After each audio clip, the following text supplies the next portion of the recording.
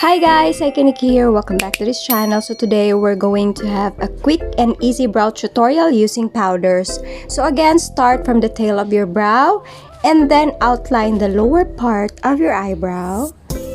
And then outline the upper part. Same technique that we're using on the latest video that we made. And then fill in the middle. Blend, don't forget to blend, and then use spoolie to finish everything. Blend everything so that there will be no patchy edges. So as you can see, it's okay now, but then if you want to apply or clean it with concealer, it's okay as well. So if you want to have more precise eyebrow, so you can use concealer to clean the edges as well. But for me, it's an optional already.